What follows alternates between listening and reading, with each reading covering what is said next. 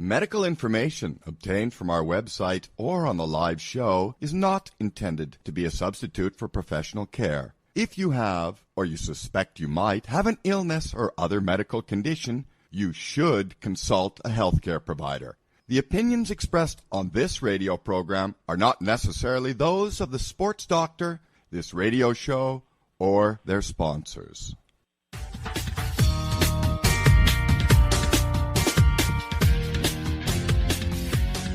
Hey everybody, welcome live from Chicago. It's the Sports Doctor. I'm Dr. Bob Weil, sports podiatrist. All things sports medicine, fitness, and wellness brought to you by Global Schoolwear. Stylish school uniforms by Tommy Hilfiger.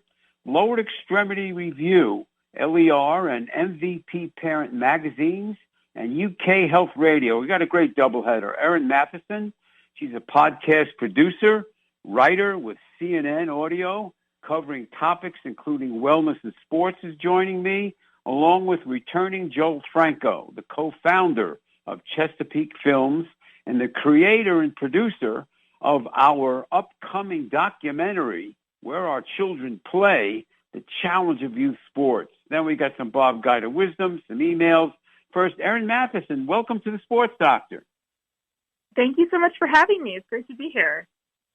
Eryn, could you give us some background on yourself and some of the topics and things in the area of wellness and sports you're involved with CNN? Sure. Well, right now I'm a podcast producer with CNN Audio, and I produce a variety of shows, including Chasing Life with Dr. Sanjay Gupta. And that show... One of my faves. Sorry? One of my faves. You said your fave? Oh, yay. I'm so glad. It's one of mine as well. It kind of came out of the pandemic and just how to help people live well, in this kind of new normal that we have. And so, we cover a range of topics from, how to increase your patience to, our last season was all about social media and kids and just kind of like what to think about as you it's a huge get topic. on social media or not. Yeah. It's interesting on the Sports Doctor. Wherever the guest is from, we have international, national, local guests, whatever their vocation or topic. Mental health is such a gigantic topic, to say the least. When we talk about it, I call it the mental game on the Sports Doctor. Now, you're an athlete yourself, Eryn. Give us a little bit of background on your marathons. Sure. I've run 8 marathons. Starting in 2001. My first one was a Marine Corps Marathon in Washington, D.C. And the latest one was, I did a virtual marathon because of the pandemic. I wanted to go to Athens to go the original route, or as close to as possible, but it wasn't possible at that time. So I hope to get there. Yes, the idea now, of course, you've had your share of medical challenges. This is a topic we talk about so much on the Sports Doctor. Again, and all the mental challenges, the attitude changes that are needed in order to be able to thrive and come back from injury or from other kinds of challenges. How are you doing? I'm so grateful to say I'm doing pretty well. I've since the World Transplant Games, which I participated in April, I have continued to train. I'm getting ready for a 5K, and I'm also part of a Mambo dance group, and we actually perform tomorrow, so I'd say I'm in good shape. I can't believe that when I was asking you if you had your dancing shoes on before we started the segment, you said you'd get them, and now the reality is they're probably in your drawer. Right next to you. Yeah, they're right next to me for sure. Yes, and I understand you're training with some of my friends in some of the different running clubs. Some of these physicians. The idea of competing as an athlete and post-transplant. You're a real champion, Eryn. Talk a little bit about what it takes to come back from some of this. Well, first of all, it's been a real journey, and I would say that there's no formula out there, but everyone I've spoken to, psychologists, physical therapists, surgeons, and they say, take it slow and just keep pushing. And so that's pretty much what I had to do. when I was released from the hospital for my transplant, I was about 92 pounds, and I had lost, I think, the majority of my muscle, and so I kind of just had to start by walking a lot, and then... What transplant did you have, Eryn? I had a liver transplant in January of 2022. Yeah. I hear that's one of the more complicated transplant surgeries. I wouldn't know, I was asleep, but I take the surgeon's word for it. It's also one of the highly, highly successful. Of course, you know, when you're on the show with the sports doctor, sports podiatrist, and your marathon, you're running, let alone you're dancing, you know, we got to pay attention to your foot mechanics, you know, make sure you're strengthening those feet and ankles, making sure you're in the right shoe for your foot mechanics with all of that running. So you've run 8 marathons in the past. What are some of your, besides Sanjay, again, who is, you know, such an outstanding medical reporter for all of these years with CNN, what are some of the other popular topics that you like to delve into in your whole podcast world? Oh, in the podcast world, well, I can say that upcoming, I also produce a show called One Thing with David Rind, and we will be looking at the Women's World Cup that's coming up this summer, which I'm very excited about. Some of the other topics other shows have covered were about football. You know, remember when Damar Hamlin had gotten hit and we saw him get knocked out on the field, and so we kind of looked at, you know, why about this industry of football. We've talked about race in sports, especially during the pandemic, and how different teams were responding to the quote-unquote racial reckoning. So I think we get to look at sports and politics at CNN, which I love. What a mixture that is, right? Really, when you're dealing with that, you know, that combination. You know, we stress so much the importance, and one of my hottest topics for years on the Sports Doctor is the challenge of youth sports. We're all excited. As a matter of fact, the second guest to show with you, Joel Franco. We've been working on a documentary where our children play, the challenge of youth sports. You know, for years, of course, the pandemic gotten in the way. You know, when you talk about youth sports, people start to visualize in their mind the overzealous parent on the sidelines, the overzealous coach, and there is still an epidemic, Eryn, of youth overuse sports injuries, both physically and mentally. It's really, really a challenge, and it's a big, big business, youth sports. Oh, well, Dr. Bob, I don't know if you know this, but I used to figure skate, and I actually trained at the Olympic Training Center for a few years when I was really young, when I was 10 to about 12. You're kidding. And so You're kidding. I'm not kidding. You know, so you know, my poster boy, Eryn, my poster boy is the 2010 men's Olympic gold medalist, Aaron Lysacek, who grew up in the yes. I put orthotics in Evans skates as a 10-year-old. I'm still putting orthotics in the figure skates. Just a month and a half ago, I had Signe Ranka, the publisher of Figure Skating Fitness magazine. So, wow, that's a big, big topic. Yeah, no, I when you mentioned that after the show, I will definitely tune in to listen. That's so fascinating. You remember Evan? Evan, I don't. I'm sorry. It's been 13 years. I know you're a young lady. It's been 13 years. We just celebrated 13 years since he won.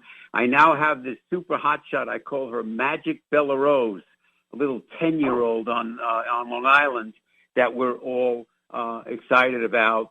And of course, figure skating is one of in my book, I have a chapter called The Prodigy Sports. You know, it's funny, you mentioned the World Cup coming up. You know, 80% of the gals on the women's soccer team played multiple sports. It surprises a lot of people because specialization is such a challenge in youth sports with these kids really getting involved so early. But you probably remember as a figure skater, maybe that was the only sport you loved at the time. How old were you? I started figure skating when I was 5, and I started taking it seriously when I was 10. Yes, you're right out of the book, Eryn.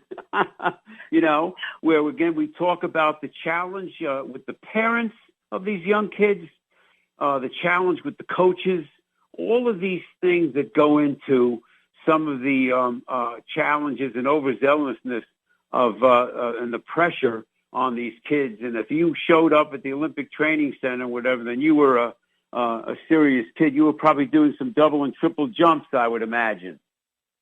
I was in doing doubles, trying to do triples. And, it's funny, Dr. Bob, this current season, you got me thinking about this current season of Chasing Life. It's all about aging and just kind of like how the body changes for athletes and others. Yes. Big topic. Yeah, and the idea, starting with preventing falling, which we talk about all the time. And this or is why learning how to fall, right? Attention. Exactly. People want to live longer. People want to be healthier. They want to stay healthy. It's one of the key topics on the Sports Doctor for decades, which is how do we accomplish this? How do we get people to pay much more attention to nutrition? Again, the mental game is huge, where people are trying to stick with their exercise program, or they're one of the contributors to my book, Robert Andrews, who worked with the women's gymnastics team for years, was always taught that his specialty is dealing with athletes post-injury. Eryn, what's the best website people could find out about you, your shows, your writings? What's the best place to find you? If you go to actually CNN.com, and there you will be able to find CNN audio. And actually, I can give you a better. I should actually know this off the top of my head. Forgive me. CNN.com/audio. I checked you out. You're everywhere on Googling some of the different things and writings and whatever in the topics. And again, the wellness. Just last week, I had people from an organization called Smart Fit, which is all about physical and mental work with seniors, senior centers, as well as superstars. The whole idea that we learn better when we're active, and that's how important. I talk all the time, Eryn, the new medicine, and I have eat smarter, keep moving, and somehow try to reduce stress. What do you think of those topics? I think they are great aspirations. It can be sometimes easier said than done. Bingo. But I will say, when I was training for the World Transplant Games and just trying to be an athlete after the transplant, one of the transplant psychologists actually advised. He said it's great if you want to push. He's like, the really good athletes are stubborn. They don't accept, I can't do this anymore. They just keep pushing, and you want to be smart about it. But that has actually been really, that's helped me mentally when, there's a long time when I couldn't even run 3 miles. And I'm a marathon runner, which is 26.2 miles. And I would get really frustrated. And at first, my friends were like, oh, don't worry about it. And I was like, no, it's okay to be mad, because that's going to help me move forward. No, it's a great point. Again, all included in the topicology of that I call the mental game, whether you're the best athlete in the world, or their parents, or their coach, or again, coming back from adversity or injury, the idea that you can pay big attention mentally. You remember figure skating all those years ago, they used to do visualization before sports knew how to spell it, as well as medicine. The idea again of that you can pay attention to training the mind, and every sports team, pays such big attention. Who would know more about training the mind than our friend Sanjay Gupta, the famous neurosurgeon, right? Yes, he's excellent. Absolutely. That is definitely up his alley. And he has so many different topics, again, in so many different areas. You send him a hint, tell him we'd love to have him on the Sports Doctor, because we talk so much of the same world. And when do you think you're going to be ready for your next marathon, young lady? Okay, so Dr. Bob, here's the thing. I want to run a marathon in under 3 hours. There are only that's considered an elite time. There Yes. are only like a handful of Black women, U.S.-born Black women, who've ever done it, and so it's going to be quite a feat. So that's where I'm trying to get to. So right now, my coach and I have come up with a plan. I'm going to try to do shorter, faster races, and then in a few years, I'm going to try to do the marathon again and get close to the time I want. Yes. Well, I'm going to join your team, Eryn, to keep you out of trouble and to be able to absolutely move forward. And again, that's why we're going to make sure you pay big attention to the two exercises, which is work balance, which I call instability training, and strengthen those feet and ankles with everything else that you're doing. And you're truly a tremendous inspiration to so Dr. many. Bob, what do you think about iron? Because I actually found that I was very low on iron, and I actually had to really once I used my iron. You have to pay attention to your team and your experts and your physicians. That's where you want to get that advice. And Eryn Mathewson, again, the CNN Audio podcast producer and writer. I want to thank you so much for joining me. We're definitely going to have you back. Keep our eye on your progress, Eryn. So thank you so much for joining us. And please hold on for a minute. We'll be right back, everybody. Sports Doc. Sure, and thank you. Hold on, Eryn.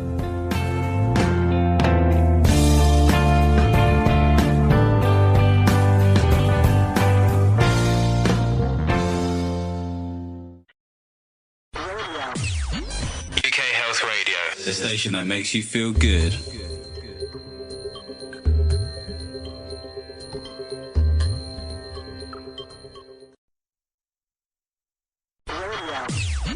UK Health Radio. The station that makes you feel good.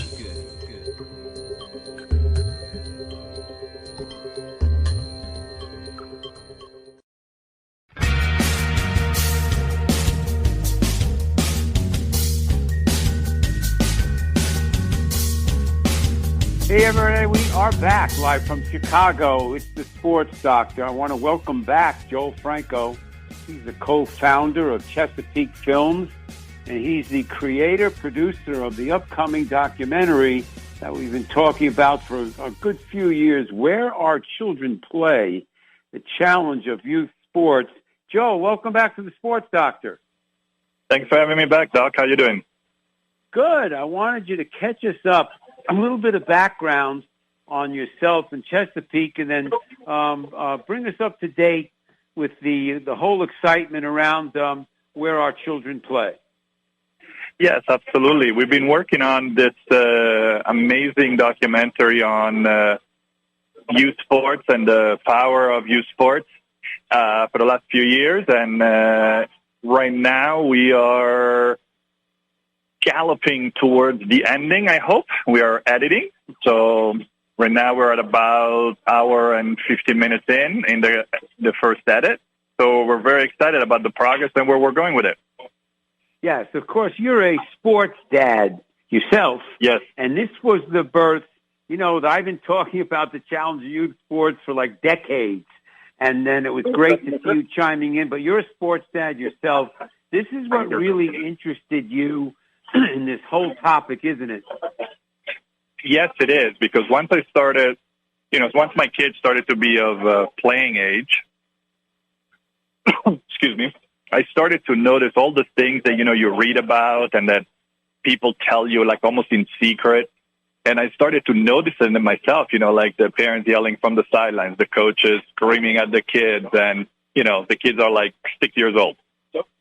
And it's cool. And so I immediately started to say, no, we got to do something better. We got to do something about this. We cannot let the system dictate how we treat our kids. We need to take back control and put it back into the hands of kids and let them dictate what us adults have to do.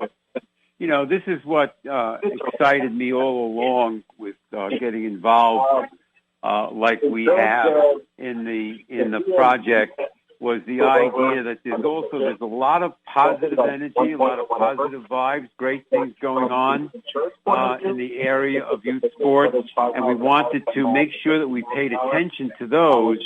At the same time, we also wanted to really try to deal up front with the important things that you just mentioned, which is, hey, it's supposed to be fun for the kids, everybody. Let's remember this. We want to pay attention to safety, and the fact why I co-authored the book, Joel, as you know, #HeySportsParents, because there is, with capital letters, an epidemic of youth sports overuse injuries, whether it's feet and ankles, whether it's knees, whether it's shoulders, whether it's too much overkill. So we wanted to combine all of these different areas. Once you knew I got involved, you knew that you were in for a journey, right, Joel? Oh, my God, is it ever. It's like, a lot has changed over the years. Society has changed. The world has changed. And it's not just COVID. It's just we have changed as people. But we cannot forget that at the end of the day, we're doing this for them, not for us. We cannot live vicariously through the children. We have to let the children live the life that they want to live. Yeah, and that's what we're all about. We want to expose these kids to so many different areas. And, of course, the more talented your son or daughter is, the more the pressures. And not only is there an epidemic of overuse injuries physically, there's an epidemic, this is no surprise to people, to the injuries and challenges mentally, mental health. As the world has changed, again, it's such a big deal with the pressure on these kids to continue to maybe play hurt, to ignore injuries or not talk about whether they've been head banged around a couple of different times. What's the website area people can go to see the trailers and some of the information about the documentary, Joel? Well, of course, they can always go to chessfilms.com, which is my, Chesapeake Films website. They can also go to our film website, which is whereourchildrenplay.org. They can also follow us on all social media at Doc Youth Sports. And you kind of said something very important. For us in the movie, it's not like we're going to give, because we don't have all the answers either, right? I mean, there's a million variables in the world of sports. But we want people to start talking to each other. We want people to start asking questions like, why do we have to do this? Why do we have to do that? What can I do less? Do I have to do more? Whatever it is that as a parent, you have to ask yourself those questions and you have to talk to kids. And if through the movie we can raise those questions for people, I will be so happy because that means that we have started the conversation and people are starting to question what they're doing and hopefully they will change. Yes, as you know, I've had experts on in this area, again, for decades.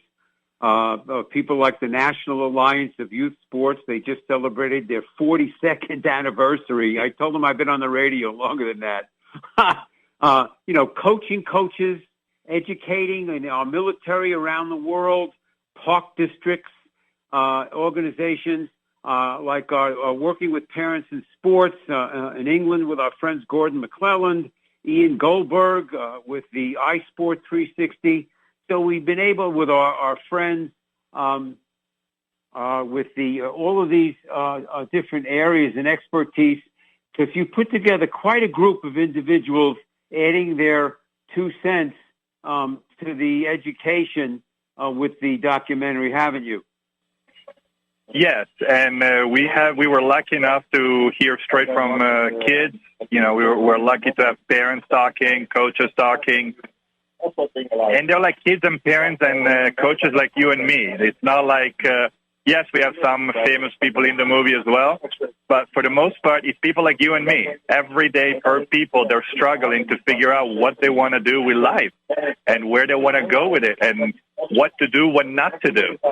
Because every parent that I have ever met, with very few exceptions, only want the best for their children. They just get caught into such a vicious cycle that they don't know what to do.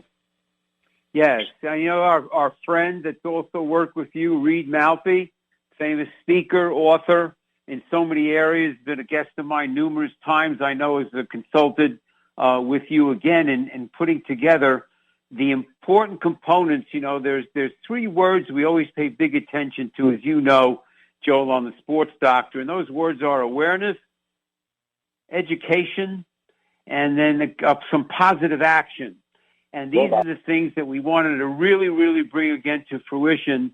We've got to be aware. Parents and coaches, the kids themselves, need to be aware of these challenges. This is what communication is so important. The education of safety, the whole challenge of concussions, all of these other areas, very, very important. And then positive steps that parents, coaches, and organizations can take in order to be well prepared as best as possible. And this is what we wanted to emphasize big time when I was throwing my 10 cents, not 2 cents, into the project with you, where our children play, the challenge of youth sports. We have come a long way, baby, though. You've seen it yourself as a coach and parent of your kids, right, Joel? I'm sorry, say that again? We've come a long way in paying attention to all of these factors, the awareness, the education, positive action that you've experienced yourself as a coach, coaching your own kids, and then, you know, watching their own progression. Both your kids big-time soccer players, right? Yeah, they love it. That's like that's their thing at the moment. How old are they? My son is 13, my daughter is 12, and they're both love playing, and they just love it. They just love the competition. They love to, you know, they want to score goals, you know, slide, you know, all those fun stuff. Yes, and again, many times we see that that's the age group where seriousness starts really, really happening. You know, one of the chapters in the book called The Prodigy Sports, we as doctors, as therapists, as educators want kids to play different sports as much as possible. We want them to use different parts of their body. We want to be able to experience different things. That's great, unless you're a gymnast or a figure skater, or sometimes even including soccer, where there's specialization very, very early, sometimes close to year-round. And this is one of the challenges that we take on, again, where we just got overwhelming these kids physically and mentally with schedules and with demands to win, and sometimes losing sight of what you always paid big attention to, which is, hey, this has got to be fun for the kids. Right, Joel? It is, but that's also the hardest part for parents, because, you know, parents struggle so many times to figure out, well, when do I push? When do I not push? When is pushing, or when is pushing too much, or when is, you know, because obviously we don't want our kids to just sit in front of the PlayStation and do nothing all day long. Well, I'll tell you another chapter, Joel, in the book is youth sports and drugs. And I'm not talking about steroids. I'm talking about over-the-counter pain pills that so many of these kids half live on. Dr. Weil, don't you understand? My son's ankles are killing him. He needs 2 Advil twice a day. And this is one of the bottom lines we tell parents. If your son or daughter needs over-the-counter pain medicine to participate, you're over the line. You need to be a good listener as a parent and as a coach, because, again, many times we'll see these kids will not tell the truth about what's hurting them because they don't want to be pulled out. They don't want to lose their position on the team. And this communication is very important, Joel. It's huge. It's absolutely huge. But so many times kids are scared of their coaches. I mean, it happened to my own kid, you know, like he got hurt. Doctor said he had to stay out. And of course we kept him out. And then the coach said, well, then, you know, you're out of the team. And he's like, what did I, you know, and he was like, what did I do wrong? And I said, you did nothing wrong. All you did was you got hurt. That's it. And it wasn't even anything, you know, it wasn't like an ACL or anything. He just hurt his wrist. Yes. Well, a lot of times we see that's the concern, which is rest and recovery is a gigantic topic. And that's a great example. We're going to talk more about all of that when we come back with Joel Franco, the founder and producer, creator of the upcoming documentary Where Our Children Play, The Challenge You Use Sports. The Sports Doctor. Be right back.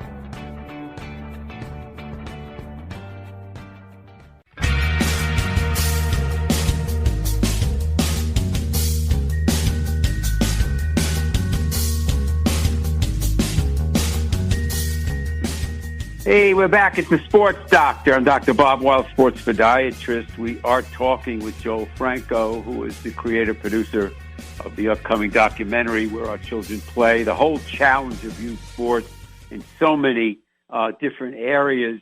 You were mentioning, Joel, your own son. He had an injury, and he was being pushed or rushed maybe to get back into action, or he would lose his spot on the team, which he did, which is a great example of some of this craziness many times.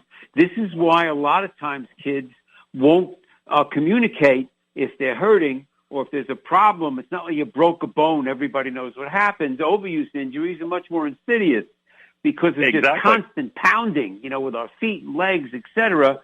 And the idea of, again, parents being good listeners, parents need to talk to their kids, ask them how they're doing physically, ask them how's it going with their coach. How's that communication? And I know in our many talks with the documentary and some of the different interviews we've done, we've really stressed that idea that, again, parents need to be able to communicate with the coach. The kids need to be honest about what's going on.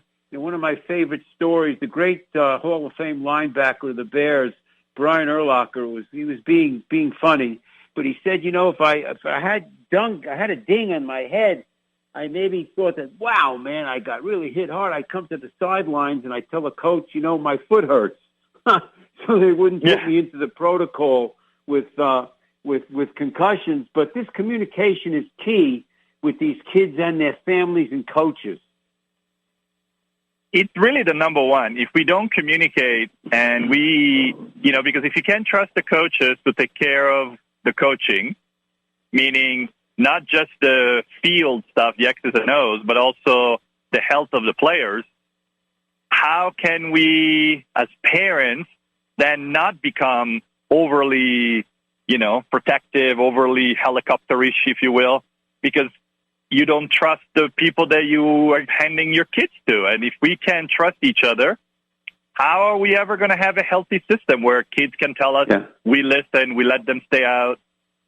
Too many times, even, like I said, even my own kids sometimes lie to me, and I look at them and I go, no, you don't look right. There's something wrong. And then, of course, 5 minutes later, they tell me, oh, yeah, my ankle hurt or whatever it is. And yes, well, this is why that awareness, number one, of understanding that these challenges are really upfront and personal, and the fact that we need to continue the area of education and make positive changes so the young boy or girl is comfortable in discussing whatever might be going on, including the relationships with their teammates. And again, many times we see the more serious these youngsters are in their sport, traveling teams, club teams, then there's lots of pressure on parents, whether it's financially or whether it's just physically keeping up with some of these demands, and then understanding, again, the importance of areas like nutrition, the incredibly important area of rest and recovery, and some of these other kinds of challenges so that we don't run into some of these problems. And, a few months ago, Joel, I had on a coach who had been refereeing for decades. And he talked about how difficult it was in this day and age to get umpires or referees and volunteers because of these kinds of craziness on the sidelines, or in some cases even worse than that, between overzealous coaches and or parents, where they were running out of volunteers. Nobody wanted to be on being a referee because of the abuse. It's nuts. It should never happen. I mean, it's that simple. I mean, it should never happen. And unfortunately, some of it is education. Some of it is the pressure that, these coaches have to win, because if not, they cannot pay their bills. You have parents who are always afraid that if their child misses a shot or something happens, they're 8 years old and then they're going to go to college when obviously they have nothing to do with anything. It's crazy. We need to, yes. And that's why that's why I said at the beginning, it's like, society has changed over the last few decades. The focus has shifted, and our focus for the film is to bring it back on the kid. Because if we don't do that, I ask this question all the time. You know this by now. It's like, who are we doing it for? Yes. And of course, you and me are past our time. Yes. The famous story with you and I, Joel, when we first, you were probably on the show with me. It's got to be 3 years ago, something like that, at the beginning of your project. And one of your points was, that youth sports is a $14 billion a year business. And we would talk as things were progressing a year or so, a year and a half, 2 years later. He said, youth sports is like a $16, $18 billion a year business. And you and I both laughed. I said, by the time this documentary is out, we're going to be saying that youth sports is a $100 billion a year business. It's a big, big business with lots of different pressures. And it's amazing how the price has gone up, Joel. I don't get it. It's like, especially for some sports, it's like, I can see why prices go up, like maybe hockey or something like that, football, with all the equipment that people have to buy. But for sports like, soccer and, basketball, it's like, well, all you really need is a ball. How are these, like, ridiculous prices, $2,000, $3,000, $5,000, $10,000 a year? I mean, it's insane. I mean, I went to a tournament. Yeah. Well, for you get parents are sold. Parents, many times, and coaches are sold on the idea that specialty programs, again, with traveling teams or club teams, again, is that best way to have your son or daughter capable of some time in the future, maybe a scholarship in that particular case, let alone when we start talking about even more serious athletes with the kind of demands that might be on them. I just recently, a day or two ago, the famous Northwestern football coach, Pat Fitzgerald, again fired with hazing going on that was discovered in the football program. And what was going on and the pressure with some of these kids, another great example of things being way out of whack. My longtime colleague, the famous sports writer with the Sun-Times, frequent guest Rick Tellender, just wrote a column about that insanity with what was going on. But it's, again, a great example of sometimes the abuse, physically and mentally, that these athletes, whether it's in college or pros or even high schools, sometimes put up with the bullying left and right. And that's why we want to help educate the whole group with the documentary. When's your intelligent guest? Again, we ran out of time. I knew we would. Joel, give me again the site people could find out more about the documentary. Yeah, like I said, find us on social media at Doc Youth Sports, Twitter, Instagram, Facebook. Website is whereourchildrenplay.org. And, reach out to us and we'll talk about it. Of course, I'm going to have you back again another couple of months. I'm going to figure by the time this is ready to launch, we're really going to be raising a glass and celebrating. Again, thanks so much, Joel Franco, co-founder Chesapeake Films. Hold on, Joel. We'll be right back, everybody. Sports Doctor.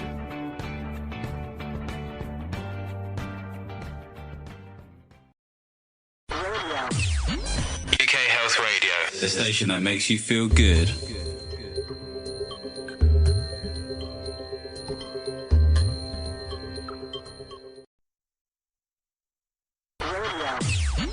UK Health Radio, the station that makes you feel good.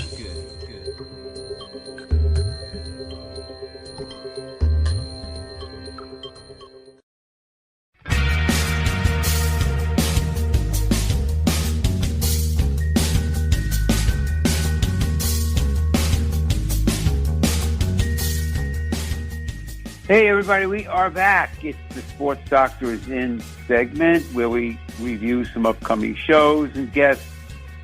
Had a little Bob Guy to wisdom, some emails. By the way, everybody, if you go to sportsdoctorradio.com, if you go over to radio shows, you can go back years, even though we're missing the last year of replays. But if you go to bbsradio.com/the Sports Doctor, you can get all the archives, see the topics, international, national, local guests, listen to whatever you would like.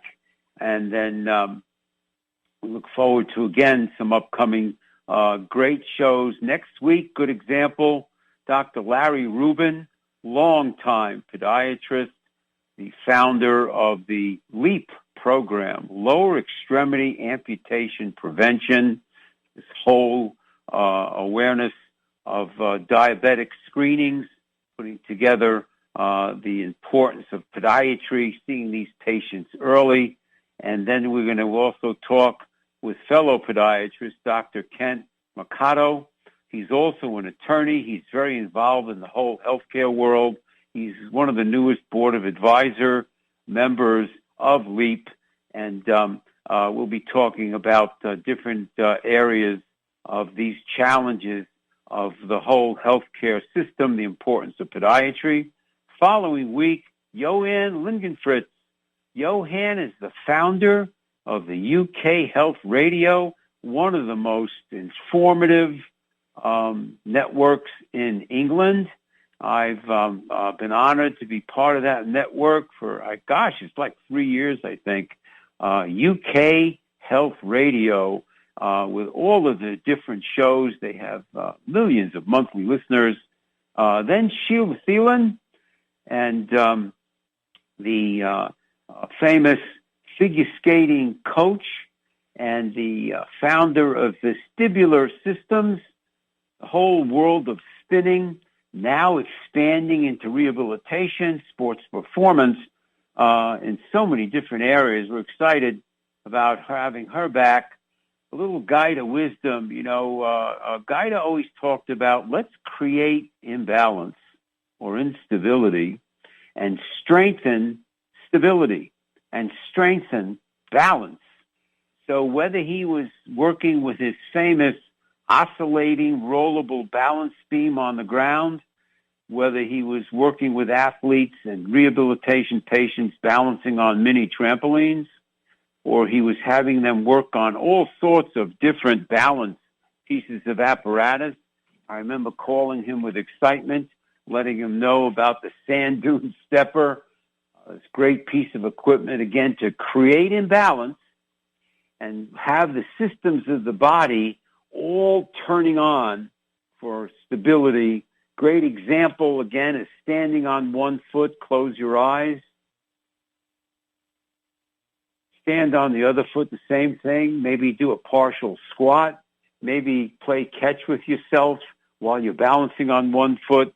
You'll get the reaction real fast about how enhancing balance and stability is a very, very big topic in the world of physical therapy, the whole idea of fall prevention. Some emails. Ellen said, my 12-year-old daughter is a figure skater. She skates every day. She's got these bumps on the arches underneath her ankle, starting to bother her. Ellen, this is one of the most common things I see in the world of figure skating. When we put the feet into figure skating boots, we lock them in like almost a cast. Any excessive motion causes rubbing. The navicular bone, which is one of the large bones in the midfoot, is famous for rubbing along the inside, and there's a particular area which can sometimes be forming in a couple of pieces called the os tibialis. So make sure the boot maker, the boot fitter, punches out that area in the boot. And if this is something that's been ongoing, that it's bothering her, we've had great success for decades. This is one of the biggest reasons I use prescription orthotics, especially that flat-type foot that's rolling in excessively. Great success by controlling that motion. So see podiatry. Let them help you with that. Frank says, my 14-year-old daughter plays serious volleyball. She's a member of the some traveling teams. She's had knee problems forever. Since she's like 10 or 11, they would talk about jumper's knee. You know, Frank, it's one of the common things we see in sports podiatry is overuse and abuse, especially in girls, of knees because of foot imbalance. Excessive pronated feet, especially in females, at her age where she's maturing, going through puberty, the hips widen. There's more of an angle down to the knee called the Q angle. And this is half the girls I would see in the world of volleyball, and I've seen them for years with knee trouble, where we would be adding orthotics to the physical therapy, strengthening, and training that's done with these kids. Even if the feet don't hurt, this is what's missed very often. If her feet don't hurt, then she'll see 12 different orthopedists and they won't pay attention to these factors. And many times, even over-the-counter super feet, other kinds of inserts can be helpful. But again, see sports podiatry, get that input regarding the mechanics. Almost always, this is helpful. Wanted to make some mention about the book, hashtag Hey Sports Parents. I was joking when I had my co-author, Sharky Zartman, who just published her newest book, Shark Sense. I think that was one of her oldest. She's authored like 8, 9 books. And we were talking about the fact with hashtag Hey Sports Parents that if we did a sequel, it probably would be hashtag Hey Sports Grandparents. It's one of the first. There's some great cartoons in hashtag Hey Sports Parents. And one of the first is a stick figure picture of like a arena with all sorts of hoopla going on and people throwing up flags and being excited. And 2 people are talking outside, and one says to the other, my gosh, these parents, it's unbelievable what's going on with these fans. And the guy says, what are you talking about? It's the grandparents. It's a great example of, what I'm talking about, and the fact that that's the one of the newest audiences, younger and younger all the time. Again, where we might have 50, 55-year-old grandparents, and the kids are already 10, 12, 14 years old, already playing a serious sports. And again, when we talk about some of the different sections in the book, Sharky talks about what she calls Sports Parenting 101, about a lot of different challenges. Again, with our first guest today, we were talking about these kinds of examples, whether it's overzealous parents, whether it's overzealous coaches, and the fact that we run into all sorts of different problems. And Sharky talks about different levels, some of the different criteria when it comes to coaches, what to look for, and some rules and for parents that are so important.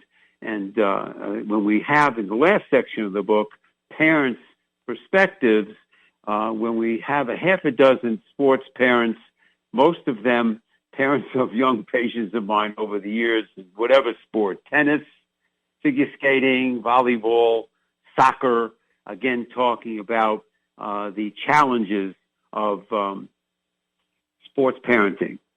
And they're endless in many different instances. And like we mentioned with both guests, the more serious your son or daughter is, the more these pressures many times can mount on these kids to play or play hurt, to try to overdo it, and allow ourselves to get involved in so many different areas. And this is why in the third section of the book, where we include expertise from 8 different experts, adding their 2 cents, again, with the 2 things that are so important for everybody, which is preventing injuries and, where necessary, enhancing performance.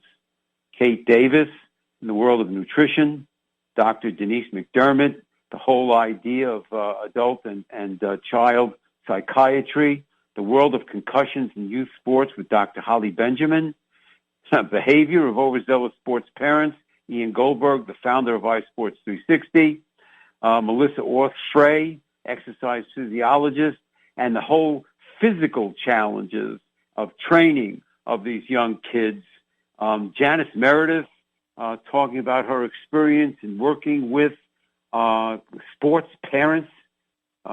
Youth sports safety, Dr. Steve Horowitz, again, chiropractic physician, talking about some of these guidelines that we think are so important on the sidelines.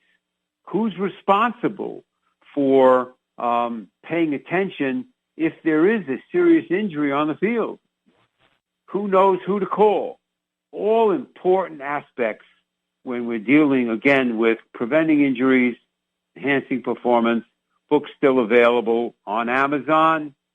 Hashtag Hey Sports Parents. Hey, everybody, thanks so much. Catch you next week. It's the Sports Doctor.